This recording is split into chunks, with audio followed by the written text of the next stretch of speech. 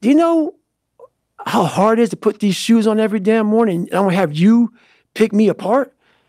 So, yeah, there's so much that goes into this that I was like, fuck this. I never want anything to do with it. So, anyway. I'm not a psychologist, but knowing your story from what you've written, what you've said on social media and elsewhere, podcasts, and here now especially, it's amazing to me. And frankly, it pulls at my heartstrings a little bit. I realize that's not what you're trying to do, but that in the course of your childhood and in your young adulthood, that no one ever got between you and the world. No. I forget where I heard it, that like if a kid has just one person that believes in them, you know, and I had my trials and tribulations, but I had great coaches, great mentors. I attached to them. I found them if they didn't necessarily find me. But I'm realizing that your situation was no one's ever said, hey, I'm going to stand here next to you or get in front of you, put a shield up. And so it's almost like you've got these different it's all you, but there's versions of yourself that like you knew. Social media, like I don't know that I have the wherewithal in 2013, 14, 15, 16, 17 to get in front of myself while doing all this because I've already got so much going on in here. Is that about right? That is right, but I had developed a lot of anger, and I still have it. And it will never go away for the normal human beings of this world. Because when you put yourself in the sewer like I was in, and please, if someone saved me, come out and announce it to the world. There's no one. There's no one. So when you know that, and then I'm sitting at a table with all these smart people who are telling me what to do and shit and guiding me through my life now, when I'm 40 fucking years old, you know, I don't know, 40 something years old, now I'm 49. And I'm looking at them all, and they're now trying to guide me on what's right, on this poison. And so, yeah, what you say is right, but for me, it was more of, I know now. I don't need you to guide my future. I know what's good for me and what's bad for me. And for me, it took every bit of focus I could. And I know social media, that's why people love to go on there, because they want to show you the good side of life. I'm not teaching good side of life. So I had to figure out a way when I came on in 2016 of teaching you what life really is for the majority of us is hell. And so while people love to show you the cars and the house and the vacations and shit, all that's good. All that's happy. I'm going to show you the side that I know most of you are going through. And people hide very well. I don't want to hide anymore. I hid it for 24 fucking years. So that's why now when I told you, we can talk about whatever you want. Because as human beings, the first thing we have to learn, I also stuttered real bad growing up. So if you hear me stutter every now and then, it's because that was part of my life also. So it's funny, human beings want to show you the best side, and they want to hide the worst side. For me, I'm going to teach you how to be vulnerable, because that's the only way you fix yourself. You don't fix yourself by coming out here and me selling you some fucking books. That's why I don't have them. I forgot them. I'm glad people got something from the book. I want you to learn that the only way you grow is how to look at yourself and say, okay, like I did. Table longer than this. What the fuck I have to do to get somewhere? There was nothing good on there. Nothing. Yeah, I love playing basketball. I left that out. That's something I love to do. I don't care about that. That didn't make the fucking list. Because the list that I had to live by was the very list that was to get me at this table with you. To talk to you, to the normal human beings which I once was, about how you can get somewhere and how it looks. It looks very ugly. There's no fucking passion. There's no fucking motivation. There's no, oh my God, man, no. It's every day of your life just doing. No passion, no discipline, no motivation. All these words, I hate that so many people fucking use these words now because it's watered. It's someone sitting in a room by themselves and they figure themselves out and say, God, this is going to fucking suck. Where's passion when you're 300 pounds? Where's the motivation when you can't read and write? Where is it? So how did this happen? I just fucking did. I just did. I said, maybe at the end of this journey, there'll be something there for me. If not, I can read. If not, I'm 185 fucking pounds.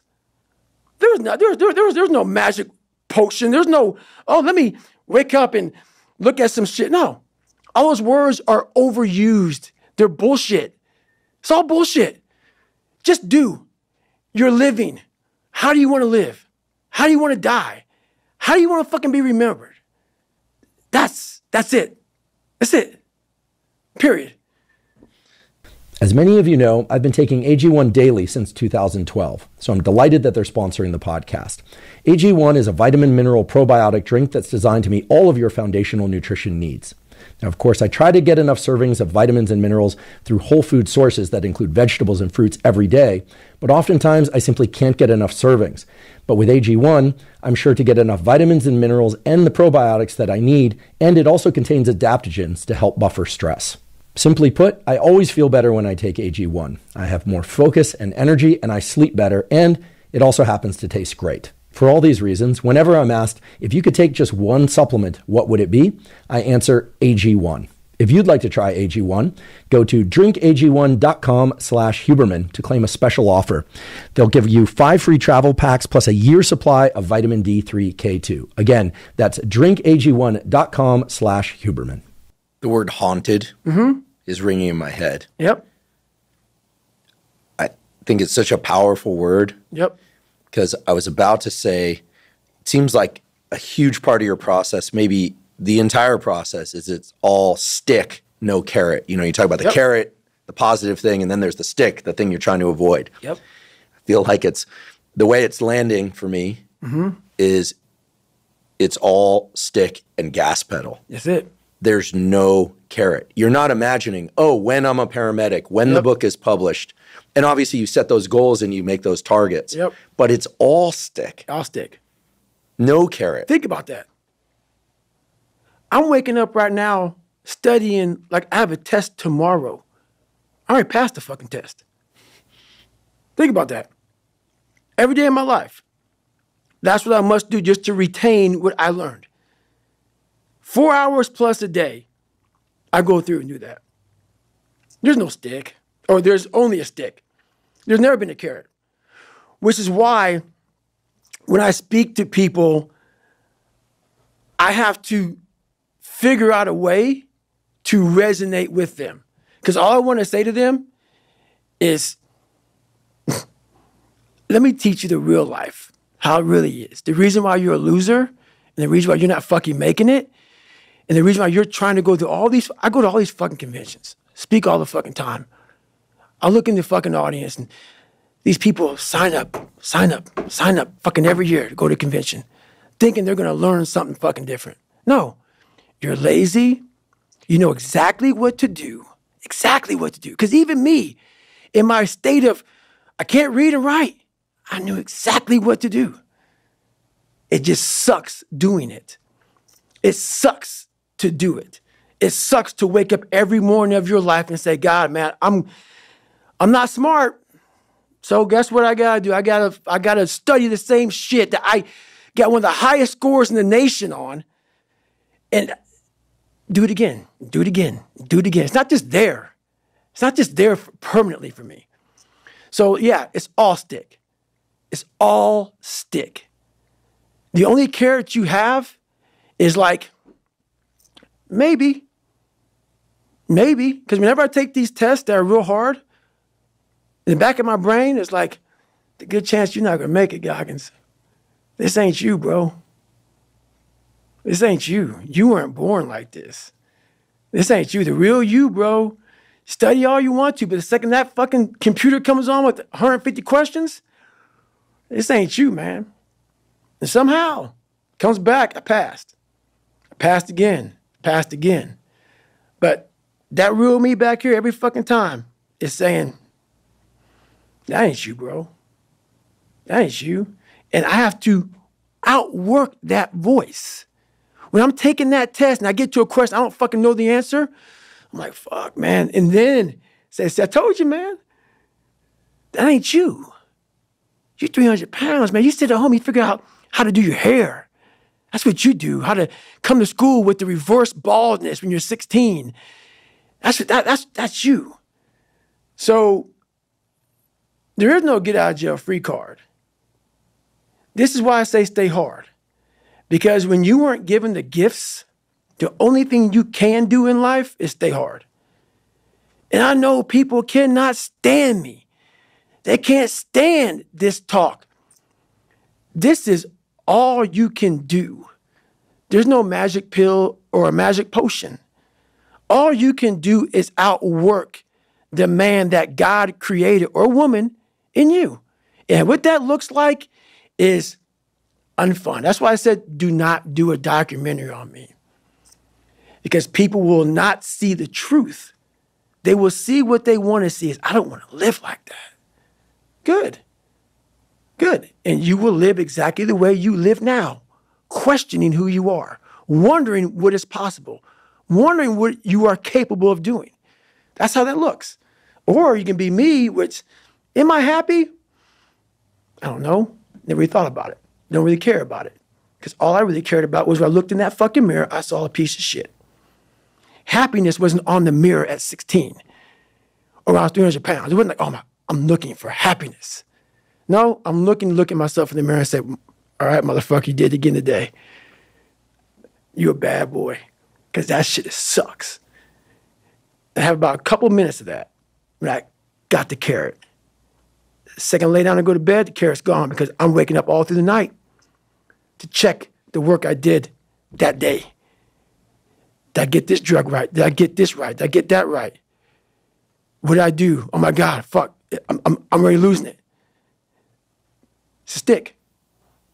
That stick is haunting you. It's following you around. Mm-hmm. So no picture of Jordan on the wall. You're not listening to YouTube inspiration video. No. Those would be all your voice anyway. You're not listening to your top 10 favorite songs just to get rolling and then lace the shoes, hit the books. It's all in here. All in there. I used to do that when I was fat. Rocky, I mean, people know that was my thing. Round 14 was my thing. And as I got older and older and older, that started to go away. And I started to create, I had all these people that I used to watch. Rocky was one, Barnes, Elias from Platoon, Jack from A Few Good Men. You know, he's on the stand going crazy. I saw a lot of these characters that I looked at and I was like, man, I ain't got none of that. But they were characters. After a while, I lived a life so disciplined that everybody that I once looked to, these fake characters, I built that as a man. And when I was younger, I had this image in my mind of what does a man look like to me? And I got all these people who were badasses, characters. And in my mind, I became that. And that's what kept me going a lot, was I had this pipe dream of becoming a little bit of this and a little bit of that. Because when you have no parents raising you and you have no role models growing up, it's not daydreaming. You start to create a reality like, maybe I can be that. And after becoming this guy, that is the biggest thing I can ever do in my life is I became that guy. That I once looked at all these guys, now I look at myself like, God, who the fuck can do that? I can. But what it takes is a discipline that no one can ever even, they don't understand it. They don't understand, but everybody has the ability to do it, but they just don't want to. They want to keep asking questions and keep going to seminars. And the greatness is right in you. And that's why, once again, I'll say this a million times here, I do not feel sorry for you. I will not sugarcoat what I'm going to say to you because all of you know what I'm saying is the truth.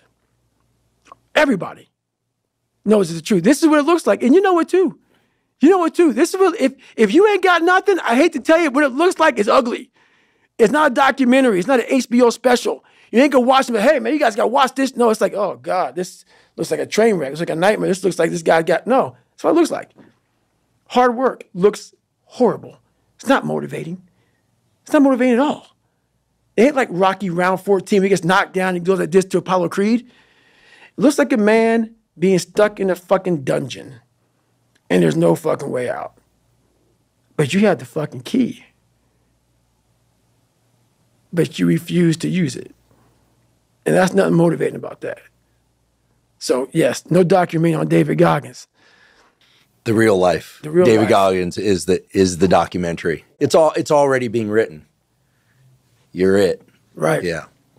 I'm gonna share a little neuroscience tidbit. Love it. But I think it's one that you'll appreciate. Most people don't know this, but there's a brain structure called the anterior mid-cingulate cortex. As we pointed out before, that's a noun, it's a name, it doesn't mean anything. Right. We could call it the Cookie Monster. Right. But what's interesting about this brain area is there are now a lot of data in humans, not some mouse study, showing that when people do something they don't want to do, like add 3 hours of exercise per day or per week, or when people who are trying to diet and lose weight resist eating something. Right. When people do anything that they, and this is the important part, that they don't want to do. Right. It's not about adding more work, it's about adding more work that you don't want to do. Yes. This brain area gets bigger. Yep. Now here's what's especially interesting about this brain area to me. And by the way, I'm only learning this recently because it's new data, but there's a lot of it. The anterior mid-cingulate cortex is smaller in obese people.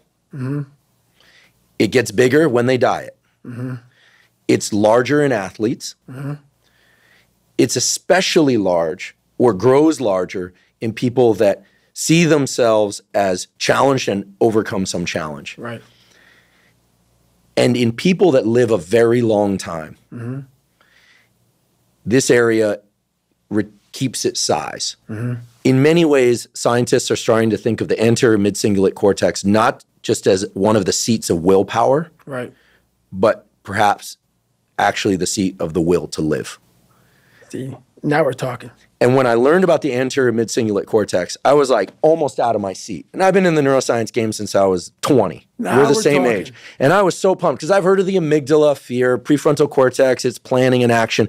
I could tell you every brain area and I teach neuroanatomy to medical students. But when I started seeing the data on the anterior mid-cingulate cortex, I was like, whoa, this is interesting. Yep. And all the data point to the fact that we can build this area up. Yep. But that as quickly as we build it up, if we don't continue to invest in things that are hard for us, that we don't want to do, that's the part that feels so Goggin-esque to me, that we don't want to do. Like if you love the ice bath, yeah, I love the ice bath, and you go from 1 minute to 10 minutes, guess what? Your anterior mid-cingulate cortex did not grow. None. But if you hate the cold water, if you're afraid of drowning and you get into water and put your head under, then your anterior mid and survive, then the anterior mid-cingulate cortex gets bigger.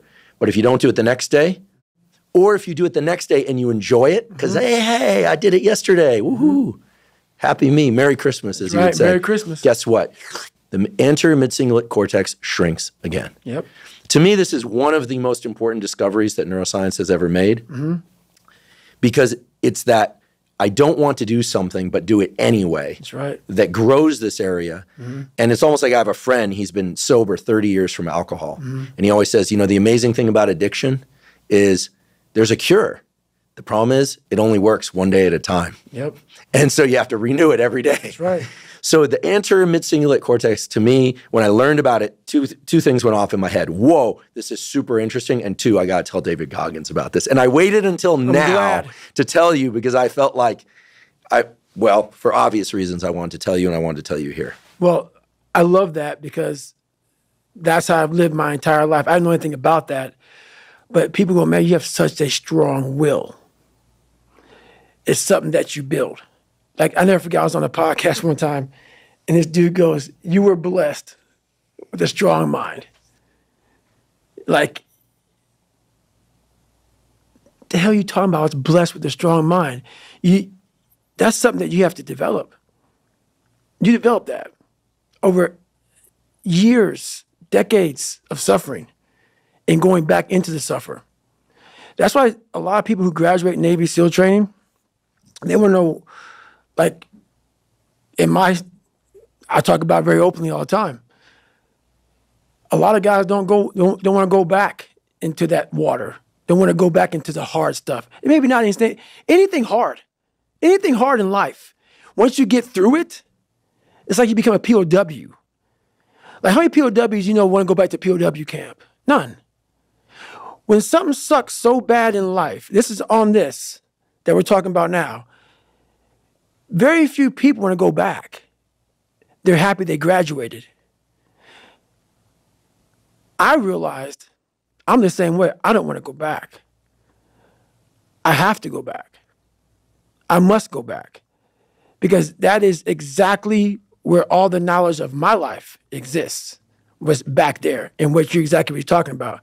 Well, I didn't know anything about this. But how I grew a will was constantly doing these things. To now, it's just life. I wake up, while it still sucks, it's just life. You don't sit back and like, oh my God, like, I have days I don't want to do it, but I know I'm going to do it. I know from years of just doing it. So that's beautiful. And this is why I came on here with you today. And I'm glad that you're talking about this, because human beings need to hear this. They need to stop hearing these hacks on this and that. There's no fucking hack, bro. There's no fucking hack. Yeah, you may this and that and saunas and all this shit yeah, it's great. There is no fucking life hack. To grow that thing, how do you grow it? Do it and do it and do it and do it. That's the hack. The hack is gonna fucking suck. And that's what I realized. Life, that's why I wanted to come on here today. I didn't want to come on here and talk about no fucking passion and purpose and how to get the fuck out of bed and how to hit a fucking alarm clock and all this catchphrase bullshit. Because that wasn't how I lived. I woke up like every human being does and goes, fuck, man, I'm a fucking piece of shit today. How the hell is this going to work out for me? And you fight that. You don't override it. There's no override button. It's the conversation in your fucking, in your head. So how do you do that? We don't have enough of these conversations about the real conversation that every human being is having. And they have no idea how to get out of it, but they do. It's that shit right there, man. You gotta build your will. How do you build your will? Exactly what you said, man. Exactly what you said. Well, I feel like knowing the name of something, anterior mid-cingulate cortex, doesn't fundamentally change us. But one thing I like about biology is that willpower, if somebody feels they don't have it, feels like this thing that other people have. But everybody, unless they're brain damaged, like a hole through their head, has two anterior mid-cingulate cortex, one on each side of their brain. Everyone has one. They have two. So I feel like it's just a question of opening the portal. And the portal, I'm going to say 10 times and forgive me, is I think people go, oh, I do hard things. I do sets to failure, and then I do forced reps. I love training with weights. I love doing sets to failure. I even like forced reps. But guess what? I like forced reps. So I'll tell you, they don't build my anterior mid-cingulate cortex. Because I like to do it. That's right. Anything you like to do is not going to enhance this aspect of willpower. And it seems so obvious once you hear it. You kind of go, oh yeah, of course. But I think you really close that loop for people when you share what you're sharing today and what you've shared elsewhere before as well, when you're trying to explain the friction is the critical ingredient. Right. And I think people think, oh, if it's effort, well, then I'm getting better. That's part of it, necessary but not sufficient, as we say in science. But the suck part, the being haunted, the stick, they're really unpleasant terms. Very. These are probably the most unpleasant terms we've ever used on this podcast. Very. Those are the levers. Those are the gears. And without those, this thing that you're talking about, David Goggins, as a verb. Right. You know, I sometimes make the joke, but it's not a joke. Right. Goggins is a name, and it's a verb. People go, I'm going to Goggins that. Right. Right? But that's, I think, again, I'm not a psychologist, but I think that's what you're talking about. The stick, the friction, being haunted. It's the suck part that grows this anterior mid-cingulate cortex. So now you know why there's so many people that fail in this world to figure out their purpose in life. Where do I go? Because to grow that, while you may not look like me, how my daily life looks, it don't look fun. Don't look fun. So it's a choice that people have to make in life. But what's so funny about it is even the richest of rich, who have everything, they always ask me this question. I feel like I'm missing something. I don't feel like I'm missing shit. I don't have what you all have, but you'll never in my life hear me tell you I'm missing something. And everybody is. They're missing this feeling. I found it a long time ago. I found it right there in that willpower thing. When you're nothing, and change yourself into something like me, you call it happiness, peace, whatever the fuck you want to call it, people are missing exactly what went on with David Goggins. Why don't you smile? I do. But I figured something out. That's why you'll never hear me say I'm missing something. I found it years ago. You find it in the suck. You find it in the suck, and you find it repeatedly in the suck to the point where you know exactly who you are. Most people are missing something because they don't know who they are. They never examine themselves. They've never done this experiment on themselves. The lab rat, we're all lab rats, but you're also the scientist. You create your own self. Most people are missing something because there's so much trapped in there. I don't even want to say potential. I think that's a word used out too much too. There's so much in you that God or whatever the hell you believe in, or if you're an atheist, in you that you have not unlocked. That you walk around with this gorgeous wife or great husband and all this money. You're like, God, I feel like I'm missing something. Yeah, because it's about 75% of you is still fucking in there. Still chained up because you just didn't want to find your willpower.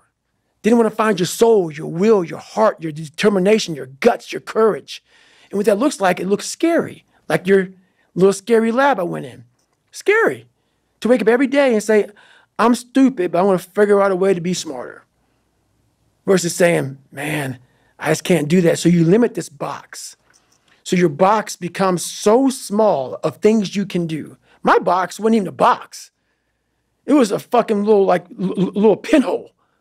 And then through examining myself, getting some willpower, some courage, it became bigger than this table. But that's what we all do. That's why I wanted to come here today and talk to you about real shit. Not no fucking like hacks. There's no hacks, bro. It's you against you. You against you. And if you misunderstand that, you have a real problem. A real problem. I can understand you misunderstand me running down the street, shirt off, fuck this, yeah. I can get it. I get it. If you misunderstand what I'm saying right now today, the problem is you. And you don't want to fix it. Well, the children of wealthy people are a case study in how not having enough friction can destroy a life. True statement. I mean, I could list off prominent names in the press, but those are actually the least interesting. What's probably more interesting as an example is all the ones we don't hear about because we never hear about them. Right. They just dwindle and wither. Or I think there's this big category of people I'm realizing as we have this conversation today that they're not super successful. They're not struggling. Mm-hmm. They're like successful enough that they never have to. You can get to the point where you don't have to impose friction. You even said it. Right. Your bank account is in a place where you don't really need to do all the things you do. Probably not even a small fraction of them. Do nothing. Right.